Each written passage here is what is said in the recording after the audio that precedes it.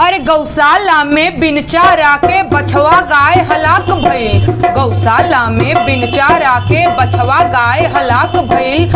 Mob lynching के शिकार नोएडा में अखलाक भइल। काबा यूपी में काबा और घर के गेहूं चाउर बिक गई लइकन के पढ़ाई में। गहना गुड़िया रेहन धैनी अम्मा के दवाई में। थूक ले सतुआ साना तानी है तना महंगाई में। काबा यूपी में काबा दिल कहरू ना दुआर बा। सड़क पे बेरोजगार बा। प्रयागराज के लइकन के फ्यूचर अन्हार बा। भर्ती निकालत नाही यूपी सरकार बा।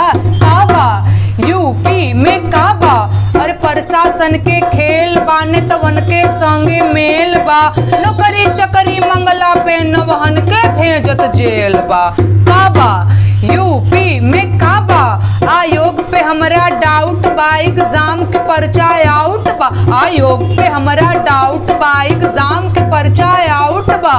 अरे बाबा आर्मिया के भर्तिया कहिया ले आई हो?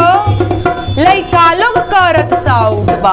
काबा यूपी में काबा जिंदगी झंड बा फिर भी घमंड बा।